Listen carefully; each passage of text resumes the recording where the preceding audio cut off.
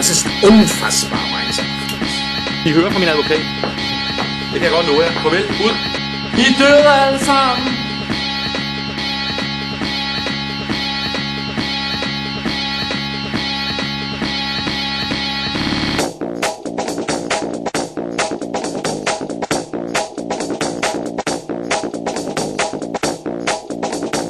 Et hidtil ukendt fænomen er vågnet igen. Et fænomen, hvor folk sætter liv og lemmer på spil for en dans på kanten. Det rammer alle. Ingen er sikre. Selv de kendte gør det. Det er skrækindjagende, farligt og mest af alt en trussel mod lov og orden.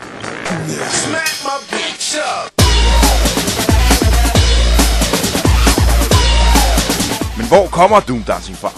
Og hvad ligger til grund for dette vilde fænomen?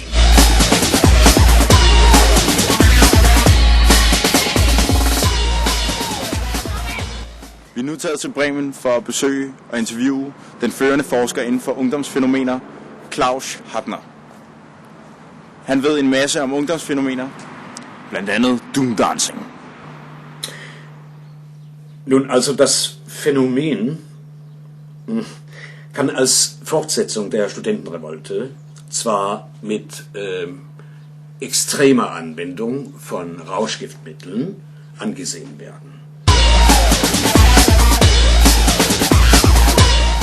Der Initiator hieß Jean Clermont, der war französisch, und es war seine Idee, Grenzen abzubauen. Er bummelte herum zwischen verschiedenen europäischen Großstädten und sein Leben auf dem Rand nahm auf einer dieser Ausflüge sein Ende.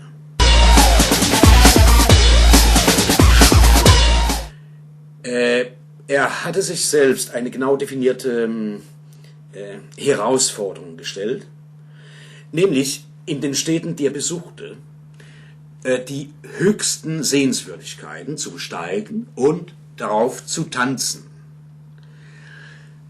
Nun, während eines Aufenthaltes in Kopenhagen bestieg er infolgedessen den Telefonturm. Und teils wegen einer Überdosis, teils wegen ungewöhnlich heftigen Windes, stürzte er einfach vom Turm ab.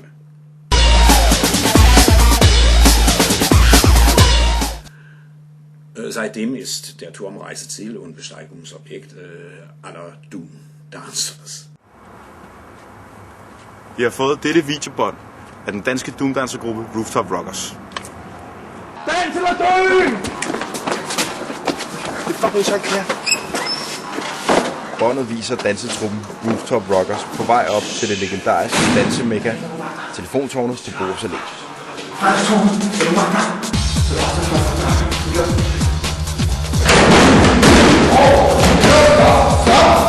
Stop nu!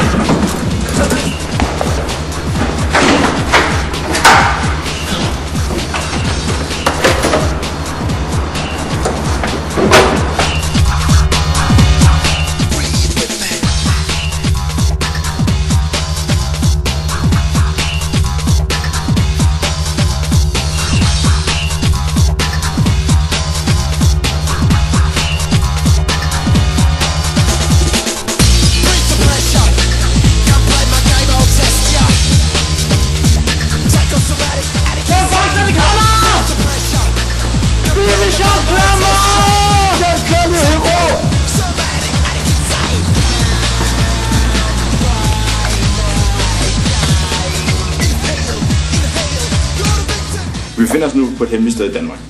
Jeg får lov at interviewe Glenn, et medlem af gruppen Rooftop Rockers. Skal vi i gang, eller hvad? Jeg har en dans, jeg skal nå. Og Glenn, Der går over de 4 tog her. hvordan blev du Doom Dancer? Hvordan blev jeg Doom Dancer? Jeg tror, det er mere noget, man måske er vokset op til at være, ikke? At vi stod på produktionsskolen, ikke? Så før vi skulle til Estland, ikke? Så var der nogen, der går vi on roof nu, ikke? Da vi stod ved skuret. Og siden så blev det bare vildere og vildere, ikke? Men Glenn, ved du ikke, hvor farligt det er? Jamen farligt, ikke? Det er sgu farligt. Det er jo fyldt med stoffer. Du kan jo dø af det. Altså, det er farligt at leve, tror jeg, ikke? Det er farligt at leve. Tænk på København. Bare København, 100.000 om dagen i bilulykker. Færdig med kaput. Men er det fakta? Jamen det er jo sådan det er. Du ved, du ser nyhederne selv. Du kommer der med dit fine slips, mand, og dine nyhedsbriller. Det er useriøst, det her. Det er useriøst, det her, Glenn. Du ved, 100.000 hver dag, Kamar, så tror jeg det. Vi afslutter interviewet lige nu, Glenn. Jamen jo alle sammen. Hallo, dans eller dø, det er det vi siger, mand. I skulle fucking alle sammen færdige, mand. Glenn, jeg gider ikke det her. I er alle sammen skeletter, mand. Med kød Glenn og er tydeligvis stjerne-psykopat. I er døde alle sammen.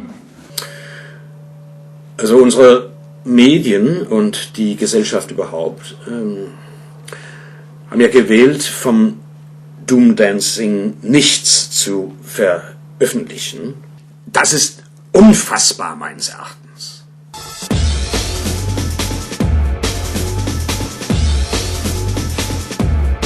Som Claus Hartner siger, er der ingen, der vil stå ved, at de kender til Doomdancing. For at få afprøvet denne teori, vil vi med skjulkamera forhøre os om Doomdancing bag magthavernes lukkede døre. Det lykkes mig via kollegiale forbindelser at møde Danmarks medieguru nummer 1. Jeg er nu på vej til et uofficielt møde med Jes Dorph.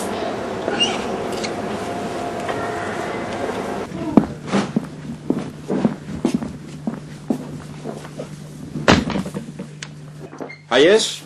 Hej Linus, hvordan går det? Det går fint. Hvad er med dig over herovre på TV2? Nej, men altså, det er jo det samme, det kører fint. Det samme, det kører fint. God seertal. Tidligere op om morgenen. Jamen, det er sgu okay. Hvordan års dig? Ja, men det går fint. Stadig lidt for lave lønninger, men det er fint. Det jeg egentlig lige vil høre dig, Jes, det var, har du hørt om det, der hedder Doomdancing? Ja, Doomdancing. Ja. Ja. Du ved, folk der danser Ja, farlige steder. jeg ved udmærket, hvad det er. Og det er et meget, meget interessant emne, og det er noget, som vi er nogen, der prøver at grave i, og komme til bunds i, hvad Doomdancing egentlig er. Så jeg kender det 100%. Men vi har ikke kunnet Hvorfor har du ikke lavet historien? Fordi der er et eller andet, der stopper det. Der er nogen et eller andet sted i systemet, højt op, tror jeg det er, som simpelthen blokerer for, at vi kan få sandheden frem om Doomdancing. Så det vil simpelthen sige, at historien bliver holdt for offentlighedens søgelys? Det er lidt ligesom doping. Alle ved, det er der, men jeg kan simpelthen ikke få dokumentationen, få beviserne frem. Og jeg kan simpelthen ikke, Linus, jeg kan ikke gennemskue, hvor...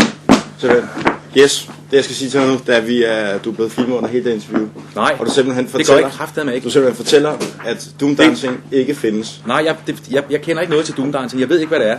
Yes, du har lige fortalt mig, at Doomdancing findes. Farvel. Linus, ud med dig. Det er simpelthen... Yes, det her, det bliver vist. I hører fra min advokat. Det kan jeg godt love jer. Farvel.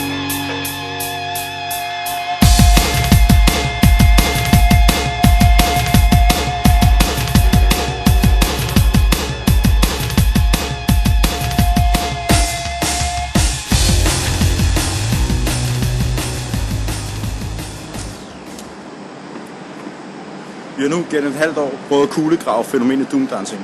Hverken medier eller politikere har lyst til at udtale sig om dette emne.